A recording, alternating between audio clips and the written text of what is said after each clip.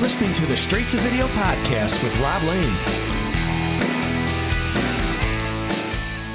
Hey, what's up, and welcome along to the Straight to Video podcast. Hope you're all doing okay out there, and I'm excited to share today's chat with you, as it's not often I get to speak to someone with a love of 80s pop culture that outshadows mine, where I can just sit back and enjoy the stories. But today is certainly the case as I chat with Jake Perry, talent booker for arguably the most famous rock and roll club in the world, the Whisky A Go Go on Hollywood's Sunset Strip. Jake is a few years younger than me and grew up very much a kid of the 90s, but his love of the previous decade is unparalleled. Whilst everyone else was listening to Britpop and nu metal, Jake became obsessed with 80s hard rock, so it's only right that he now books those very bands to perform in one of the venues that is responsible for an entire scene. Not only does Jake love the music from the 80s, he also has an encyclopedic knowledge of the weirdest and most obscure films from that era too, especially those made famous by the two Coreys, Corey Feldman and the late Corey Haim. You know, the guys in The Lost Boys, License to Drive and Dream a Little Dream. These two actors were a phenomenon for a brief time in the late 80s on the cover of every teen magazine. Jake, though, took his fandom that one step further, and after studying at college on the East Coast, travelled out to Hollywood and submerged himself into his love of the 80s and early 90s. First by working for none other than Pauly Shore, yes, the Weasel himself, and then landing a PA role with, you guessed it, Corey Feldman. This was a role which became a friendship that continues to this very day, which we speak about in our chat. It's quite a story, and Jake is a lot of fun to chat with, and I think you'll enjoy hearing all about his journey. Before we dive in, our friends Dead Skull Coffee are taking over the rock and roll landscape here in the UK with their ground and full bean rock and roll coffee. They've begun to confirm appearances at venues and festivals throughout the country, and they're offering you, the listener, 15% off any item on their website. Just head on over to deadskullcoffee.co.uk and enter the promo code STV on checkout to land that awesome discount. Also, I would love it if you enjoy this show to consider checking out the Straight to Video Patreon page. This goes a long way with the growth and continuing success of this podcast, and for as little as just £2.50 a month, you get behind the scenes access, early heads up on guests, along with a bonus podcast and access to merchandise and giveaways not available anywhere else. There's a lovely little community over at patreon.com/STVpod, and I would love for you to be a part of that too. Alright, let's check in with Jake Perry. I'm sure you'll love his stories, and if you want to keep up to date on what he is doing and also all the cool events at the Whisky A Go Go, then check out Jake on Instagram at JakeOnSunset, or just search Jake Perry. He also has a really cool vintage t-shirt and clothing page on Instagram, which is My Cool Shirts. Cool is obviously spelled K-O-O-L, and also be sure to visit whiskyagogo.com. And if you like the sound of the new Corey Feldman album box set release, which we speak about in this chat, then head on over to coreyfeldman.net for all the information on that. But for now, sit back and enjoy my straight to video chat with Jake Perry.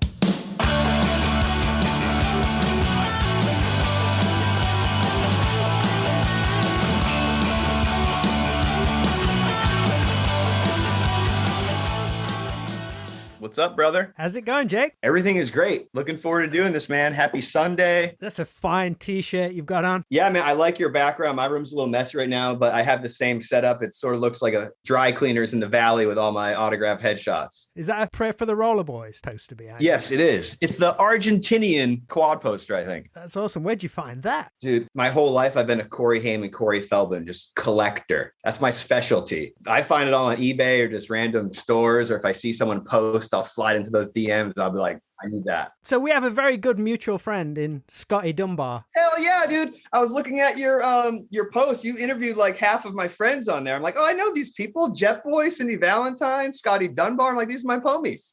Scott Dunbar. I forgot how I met him. I think I just met him at like an 80s rock show back in Massachusetts. But that guy has been my 80s metal mentor since college. I would go to his house. I thought I knew everything. You know, I have the Faster Pussycat CDs, but this guy was just like the bottom rate, just like Wild Boys, just the Odin CDs, like all the hard to find stuff. He's got it. He's got doubles. He let me borrow it. He has every single Rip magazine, Metal Edge. So I would just go over there and read everything. And he would just like teach me all this knowledge. He's a diehard fan. He's like, man, did you get the new Bret Michaels album? It's the best album of 2021. I'm like, really? Okay. All right. That's dedication, my friend. I actually messaged him. I said, I'm speaking to Jake tomorrow. And he said, oh, ask him if he's got in touch with Wild Boys yet. No, I got to. That's our thing. Because I found the guy in Wild Boys' phone number and I had a radio show in college and I hit him up and I wanted to interview him and I play the Wild Boys and I like got a hold of his wife. I think his wife thought I was prank calling. And so she's like, don't ever call here again. I was like, no, I love Wild Boys. So you're out in nice sunny Hollywood and I'm stuck here just outside a very windy and rainy Nottingham in the UK. I flew to Nottingham to see the band Love Hate at Rock City. This is when I was in college, like 15 years ago. Shit, I was probably at that gig. Probably were. Yeah. Awesome show. Johnny Love played guitar. Oh, man. Was it in the downstairs room, the small room? It was in the downstairs room. I think I was at one.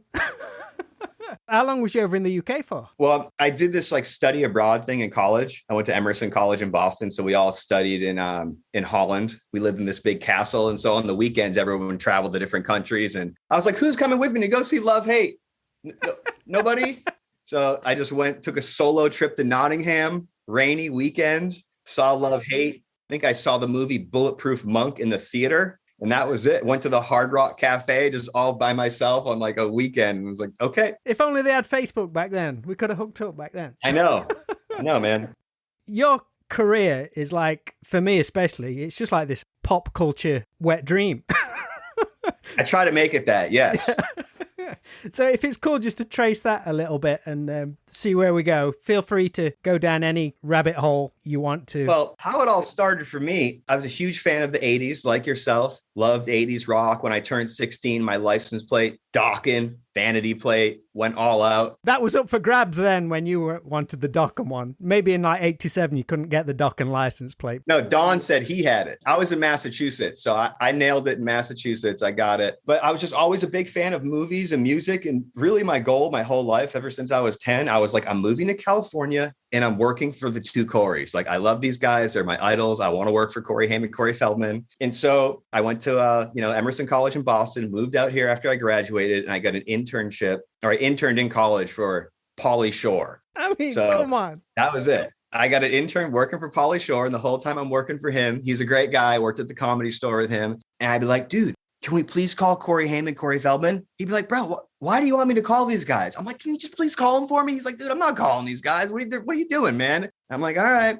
And then, I stopped working for Pauly. I think I got a job maybe for Ridley and Tony Scott at a production company. And I quit working for Ridley and Tony Scott so I could work at the Rainbow Bar and Grill as a waiter. I was like, I'm going to give up my career in film with these great people. With these legends. So I was a daytime waiter at the Rainbow, one of the only guys working there. My first day there, Humpty Hump from Digital Underground came in, all hungover in the morning to pick up his car. I love that guy. That guy's one of my heroes. So I was like, that was a cool gig. And then let's see, I worked there for like a year or two. And okay, this is how I met the Coreys. Corey Feldman had a contest on his website. He said, if you want to win tickets, the premiere of the Two Coreys television show and my concert at a club in Hollywood, curate a set list and send this set list in to me. Oh, I spent all day. I made this set list, all these like rare bangers. Of Corey Feldman songs. All Corey Feldman songs, couple covers. And I submitted this set list. I think 4 people entered because it's back in the day when he had like a blog. It wasn't just like a Facebook. This was on his website, Blogspot. 4 people entered. 3 people won. I didn't win. Just all 3 hot girls won. That must be it. Yeah, I think so. I was pissed immediately. Let me talk to upper management. I sent an email. Hello, did you see this set list? Get Corey on the phone. So they felt bad for me. And they were like, okay, dude, you can come to the party. Went to the premiere party. I met Corey and I was like, dude, I'm a huge fan. I want to work for you someday. It's my goal in life. And he took my card. And then he was like, okay. And I actually got invited to the after party at his house. I went and hung with him a little bit. And then I think he called Pauly Shore and was like, dude, who's this guy that's like a big fan? It says he wants to work for me. So the Wheeze vouched for me, put in a good word with Fell Dog. And then I was in Massachusetts or something. So I moved back to LA and I started working for Corey Feldman. He called me up. He's like, you want to be my assistant on my TV show? And I was like, let me think about it. Yes. That's how it all started. And that was like 10, 12 years ago or something. Right. We've peaked right from the get-go. We got to rewind it a little bit. Yeah. We just dumped it all out on everybody then. It was like, So I worked for Corey for a couple of years. I stopped doing that and I got a job doing random stuff. But then I got a job working at the Whisky A Go Go. So the owner called me up. He was like, hey, man, we have an open position. Do you want to be a booker here? Do you want to book all your favorite bands that nobody's booking anymore? Yes, exactly. So it's a great gig for me. I hear, a song or a one-hit wonder, a song in a movie or an actor in a movie. And then I just slide into those DMs. I'm like, hey, man, what are you doing? You want to play a show? At the legendary Whisky A Go Go. Yeah, that helps. Yes. Dude, so like you say, you're unashamedly a massive 80s hard rock fan, but we're a little young to be into it on its initial explosion. I only caught the very tail end of it. I kind of got into it heavy around 89, 90. So in my opinion, that's when all the best stuff came out, but that's up for debate. But I think we're kind of similar and we got introduced to a lot of bands through movie soundtracks. What was your entry point to that? Do you remember? Yes, I do. I'll tell you exactly what it was, Rob. Nightmare on Elm Street Part 3, Dream Warriors. Bonus video at the end of the film. Boom. I was like, Dokken? What is this band with the last name? And then it just stemmed from there. The horror movie soundtracks and just Dokken and any cassette I could find at the flea market with a skull on it. What were some of your favorite films to rent? Are there any odd ones that people might not know, which you love? Well, there's an 80s classic out there. Okay, here are just some of my role models growing up. We got Haim, Corey Feldman, Zach Morris, Parker Lewis from Parker Lewis Can't Lose. That's a new one on me. Oh, so good. Have you seen that movie, Just One of the Guys? Yeah. Classic 80s movie. So I'm a big fan of the younger brother, Buddy. That guy stars in his own movie. It's called Dr. Alien. You heard of it? No. I'll make this list. He's a dork in high school, and these aliens come down from another planet because they can't procreate on their planet. So they come down and they inject this nerd with this, this sex juice. And then he becomes this stud and he starts sleeping with all these girls and they just flock to him. And then he becomes a rock star and he does an 80s metal song. It's so cheesy and corny, but if you like 80s rock and Billy Jacoby, then I'm all over that. I think some of my go-tos are Monster Squad, The Gate. The Gate. You know what band has a soundtrack in The Gate? Isn't it Killer Dwarfs? Yeah, does he have a Killer Dwarfs patch on his jean jacket? He might. Who? Steven Dorff? Who's in that movie? Yeah, there's a young Steven Dorff, then he's got his nerdy heavy metal buddy with the jean jacket. Yeah. Did you see that movie Wheeler with Steven Dorff? One of my all-time favorites. So if I see that movie and then I'm like, I got to hit up Steven Dorff for a show at the Whiskey. Didn't happen, but I'll tell you now because we just announced it yesterday. C. Thomas Howell is playing the Whiskey April 15th. How good is that? I'm very excited. And see, there's a couple of us that do the booking up there. And, me and the owner, we love the 80s. We always go to the autograph shows. We have another coworker who loves the stuff too, but he's not as passionate as we are. So he gets a little irritated. What up, Luke? But he gets a little irritated because he's like, man, you guys keep spending all this money for your personal meet and greets. And we're like, yeah, we do. It's awesome. Get in on this. Where did you used to pick all your albums up from? Was it tough to find that stuff or was it just in the bargain bins? I'm all about the flea markets, estate sales, eBay. I think the first thing I ever bought off eBay was a Grim Reaper See You in Hell album. Now, they're from the UK. Well, that's going deep then, because I've never heard of that. New wave of British heavy metal. Check it out, man. Was you a big Fangoria kid being into horror? Absolutely. Basically, all the love for heavy metal kind of stemmed from horror movies because the rock and roll was always in the horror movies. There's the Alice Cooper song from Friday the 13th, Part 6. All those good things. When did you start moving from the soundtracks and picking up the albums from the bands themselves? Was that pretty instant? It was pretty instant. And the good thing is when I was starting off in 96, 97, all these 80s hits were just in the discount bin. And so I was picking up all these gems for $1. And I was like, what's wrong with this album Detonator? I don't get it. This is awesome. What did your friends think of it? Did they think you were nuts? Well, I had a couple friends who were into it too. I had 2 friends and they were into it too. So yes. What's up, Dan? What's up, Kev? My 2 old school childhood buddies. Super. Did they have any older brothers who've been big into it or anything? Or hot older sisters? My friend Kev has an older sister, but she was listening to Dave Matthews Band and stuff. Like I said, my only mentor for this, Scott Dunbar. If it wasn't for him, I would still be listening just to the generic top 10 Motley Crue stuff. He kept that flag flying. He took me to that other level. It's like, you like Britney Fox? Let's dive in. Oh, man. What was the first show you got to see? Well, my first concert I ever went to was New Kids on the Block, 1990, Worcester, Mass. That must have been insane. Yeah. I remember everyone did the wave when they went around. It was great. And I think my second concert in 92 was MC Hammer, Boys to Men. Then I dipped into some Janet Jackson. We all did. I was all into all that stuff.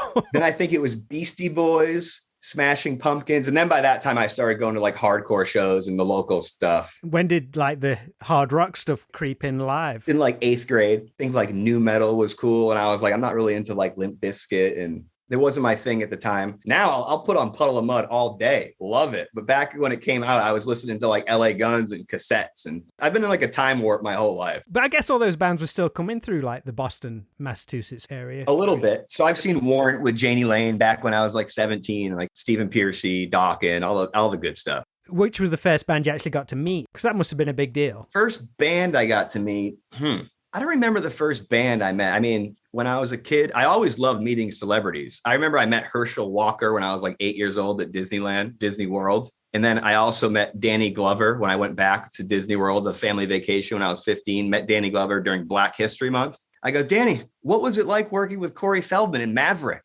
He was like, who? What? I'm like, he played a burglar or a bank robber. He was like, oh, great. These are the questions. I remember I met Vanilla Ice when I was like 13 or 15. And I was like, do you know Haim and Corey Feldman? He's like, dude, why you keep asking me that? Go talk to my band. They might know. And I was like, okay. But basically my whole life, I've always been, you guys know the Coreys? Like, can you introduce me? And what was your introduction to the Coreys? Was it a Corey Feldman movie, or was it a Two Coreys, License to Drive or Lost Boys? It was License to Drive. I saw that, I think maybe on TV when I was a kid. And I was like, this dude's cool. They were like the cool older brothers I never had. Tell me you got the movie magazine. That might be missing from my collection, actually. I know what you're talking about. You got it? I had it back in the day and I lost it. And I found one on eBay about 5 years ago. So it's like, yes, I got it back. I hear you, man. What I'm looking for, it's the movie Watchers. Corey Haim put out a promotional calendar for Watchers. I don't have it. I'm looking for it. I hunt on eBay for it all the time. I got it saved in my list. But now, like, since he passed away, unfortunately, there's all these like diehard youngster fans who just keep outbidding me. And I'm like, this is wrong. Do they know who I am? Yeah. I'm like, oh,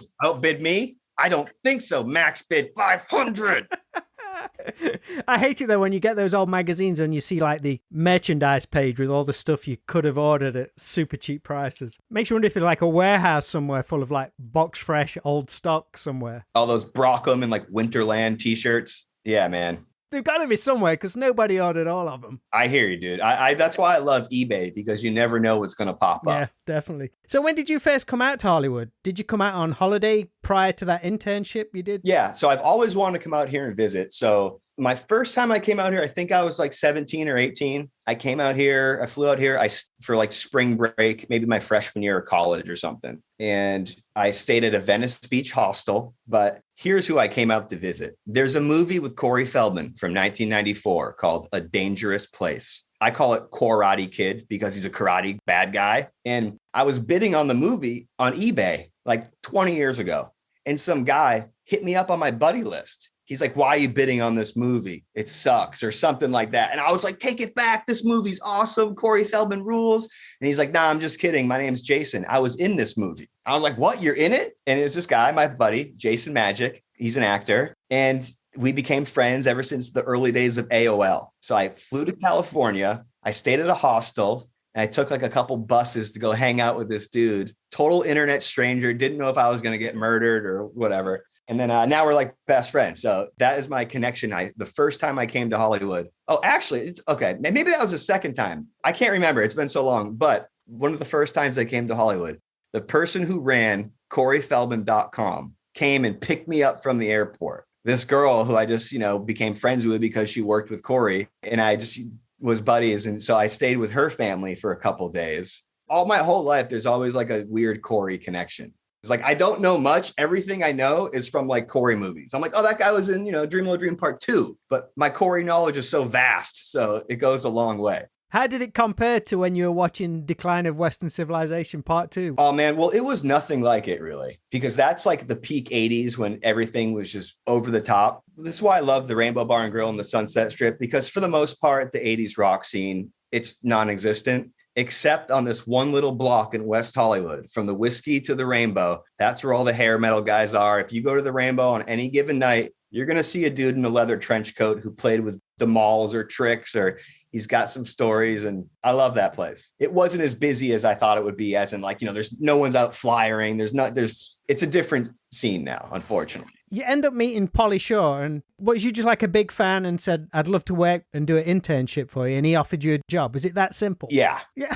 When I was in college, he came and he did comedy in Boston. And so I organized like 20 people from my like dorm room or whatever to go see Pauly Shore. And we did like the meet and greet, and I met him, and I had really long hair, and he was like, bro, you're like the baby Weasel. Oh, and I also had bought on eBay an outfit that he wore in Totally Pauly. So I show up to the gig. I'm like, bro, what's up? I'm the baby Wease. And he was like, dude, who is this guy? And that was it. And I went back, I graduated college, and I went to see Digital Underground at the House of Blues. And I was like, oh, let's go see if my buddy, the comedian's across the street at the Comedy Store. And when I go over there, Pauly's just sitting out front with some babe. I'm like, dude, what's up? I just moved here. I'm looking for an internship. Can I work for you? And he was like, okay, come back tomorrow at noon. And I was like, okay. Oh, man. How easy to work for is he? He always comes across as a cool guy. He's cool, man. He's funny. He's funny. He's a funny dude. He's got a lot of stories. He's a Hollywood kid, born and raised in Hollywood. And so much history in his family and stuff. It's unreal. Not to mention his office was in the Comedy Store. So every day I was in the Comedy Store working and hanging out with all these comedians. And it was a great time. Loved it. What is your favorite Pauly Shore movie? Ooh, favorite Pauly Shore. I mean, probably Encino Man. I saw that in the theater and I was like, this is awesome. I'm a fan of anyone who's just like that silly personality. It's almost like a cultural phenomenon where it's like, the Humpty Hump, the Wheeze, the two Coreys. When I started working for him, he was working on the movie Pauly Shore is Dead. So I came to LA and he just finished production, but I kind of helped with like some paperwork and the promotions and stuff. And okay,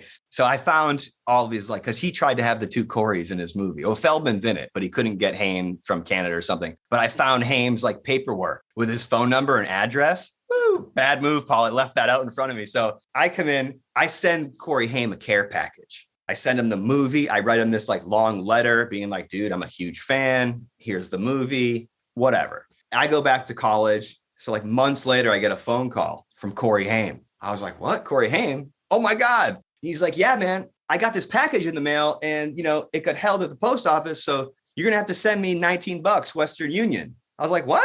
$19? He's like, yeah, man, I got this package in customs. You got to send me $19. I was like, okay. Oh, no. So I sent him the $19. And then 10 years go by and we're on the show together. And I'm giving him a ride home one night. And I was like, man, I'm that guy that sent you that. He was like, what? Oh, my God, that's you. You've been a wonderful support my whole life. I had no idea. So, yes, I love Corey Haim. Always will. Always have. From Pauly Shore, the pop culture trip continues when Corey Feldman gets in touch. You come out and start working on the two Coreys. How was it like meeting Corey Haim? Was it strange? Because I knew he was going through a bit of a troubled time at that point. I met him for the first time in person at that premiere party that I won tickets to, or didn't win. I lost. Actually, I was the only loser in the contest. It still upsets me. So I went, that's where I met him. Season 1 premiere party of the two Coreys. And he was awesome, dude. I mean, I was just so excited to meet him. I had all these 8x10s with me. I was like, sign my Me, Myself, and I stuff. And he was like, oh, this movie's terrible. I'm like, I love it. I love a good video diary. So yeah, he was cool. He was awesome. Because you worked with Corey Feldman for 2 years, but you still have a relationship to this day and recently worked on a documentary for his new box set. How did all that come together? Have you just kind of constantly stayed in touch? Yes. I'm like Corey's number one, always assistant. I can't leave.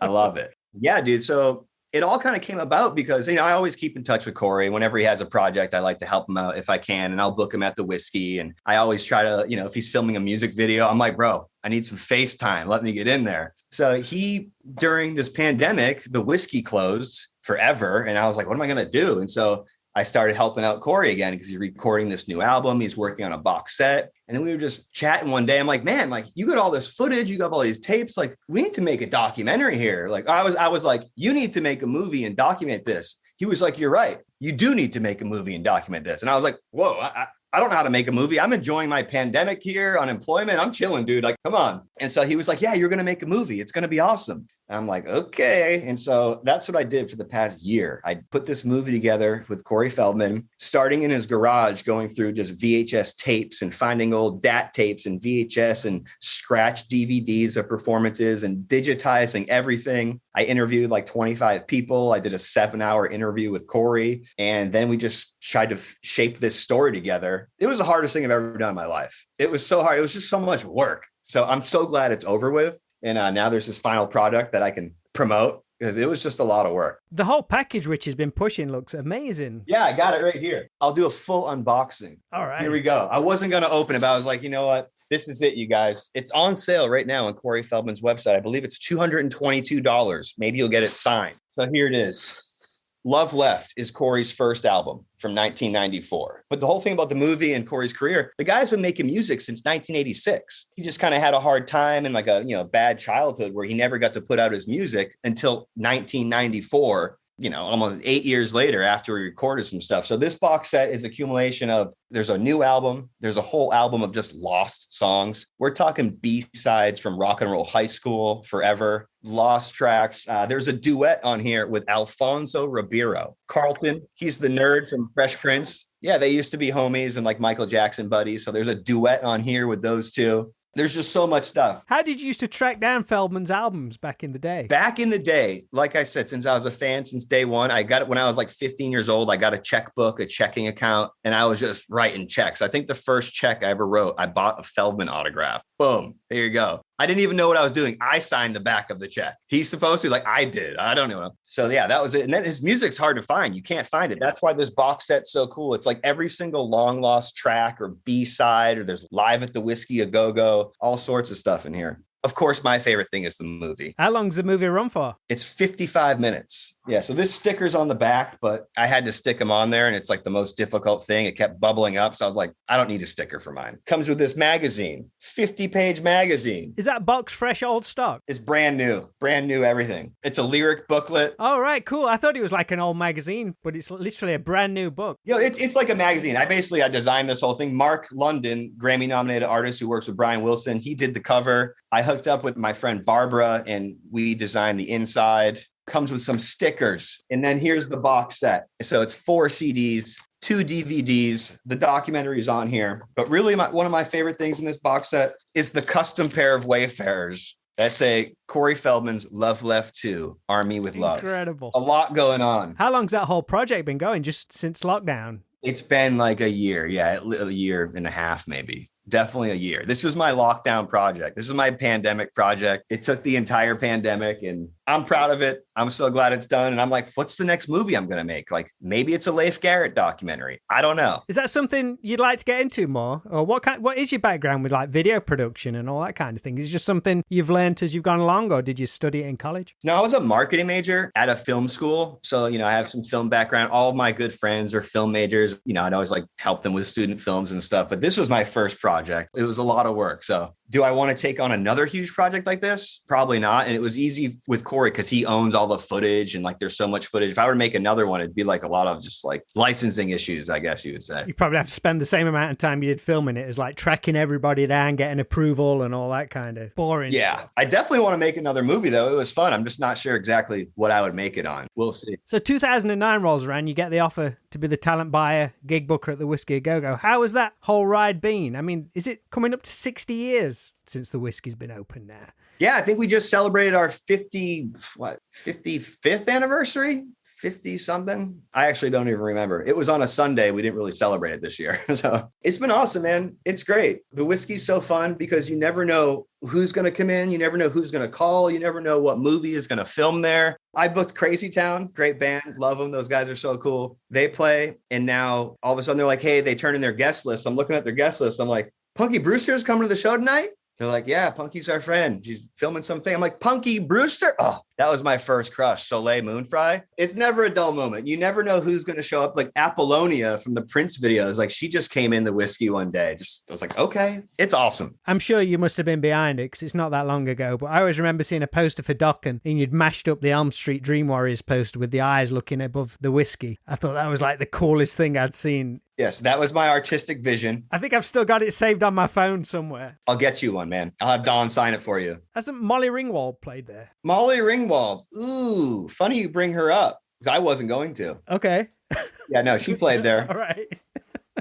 That's all he's saying on that one. Okay, you know what? I'll tell my Molly Ringwald story. It wasn't a great turnout. Which is crazy to think. Yeah. Okay, Molly Ringwald, there were some people there in line for the meet and greet at the end, like some diehard girls for their 40th birthday. And I think someone was drunk in line and kind of annoyed Molly Ringwald. So she's like, I'm done. And these girls were so upset. And that's what I remember, those girls being so upset. So you know what I did? I walked over to the merch booth.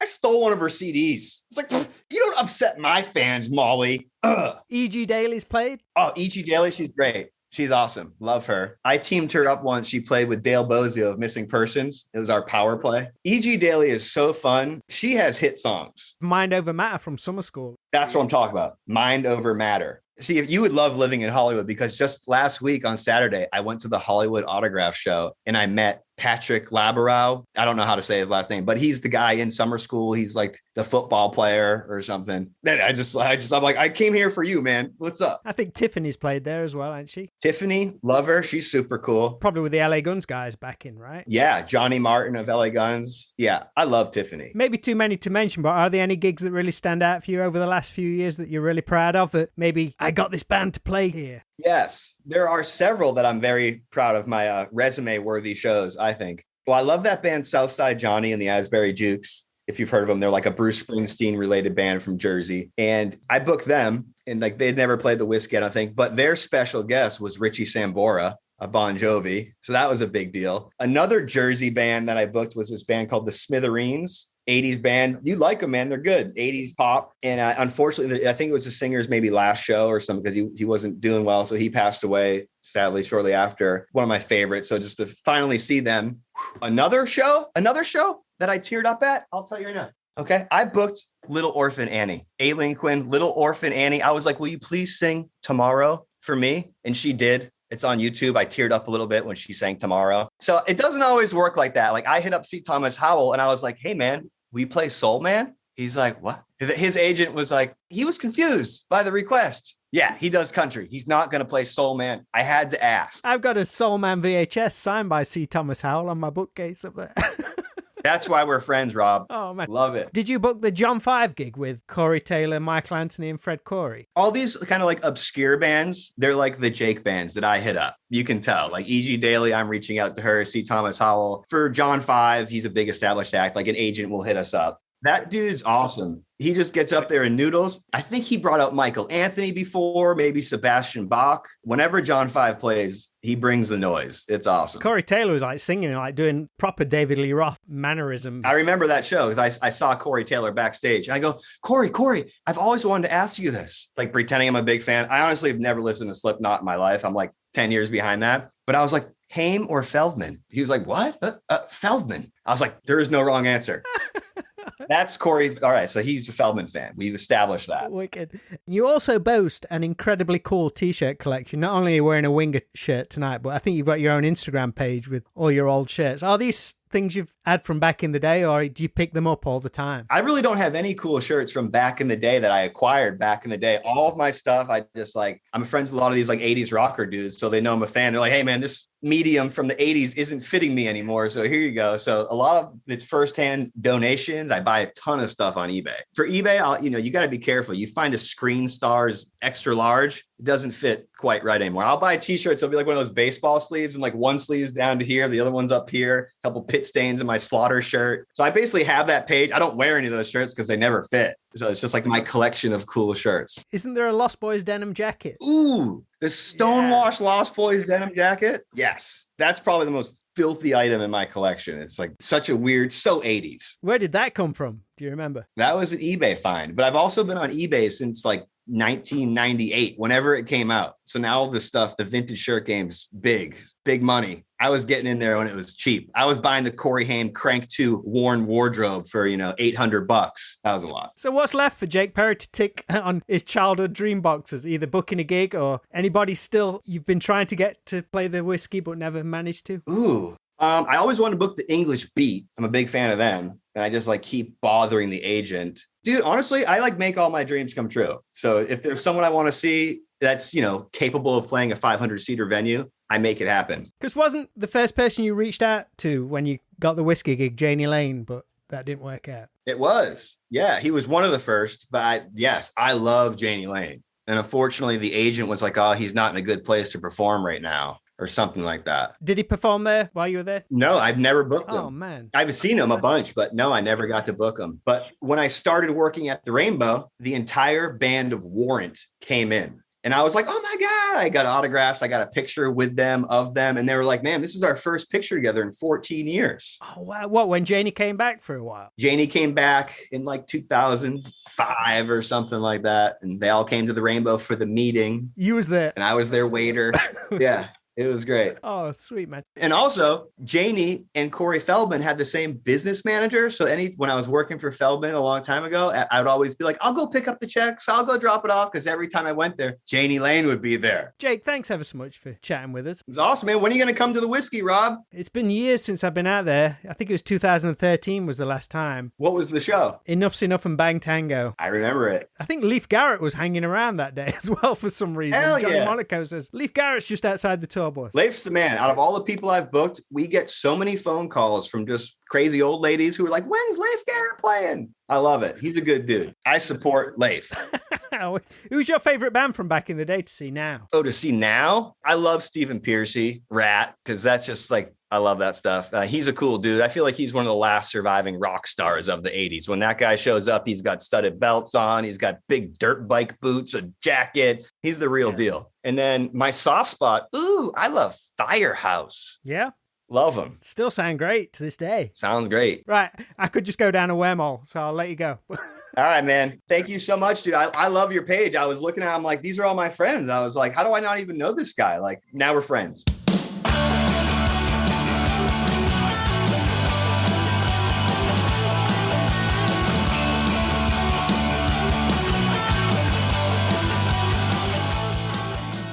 Thanks so much to Jake Perry for sharing his amazing 80s infused journey with us all here on the Straight to Video podcast. It was super cool to hook up with Jake and fanboy out over a lot of the same stuff we both love, but it was a treat to hear how he managed to plug himself into that world and live out some of his dreams over in Hollywood. As mentioned, please find Jake on Instagram over at Jake on Sunset and hit up what's happening at the Whisky A Go Go at whiskyagogo.com. For over 160 more episodes of this podcast, you can find them all over at stvpod.com with a bunch of cool music videos and merchandise. And if you listen through Spotify or Apple Music, please be sure to like, follow, and subscribe so you don't miss a single episode, and possibly leave a review or rating to help spread the word. That's all for today's show. Thanks to Jake Perry for joining me, and I hope you all had fun. I'll be back every Tuesday and Friday, so until next time, take care and speak soon.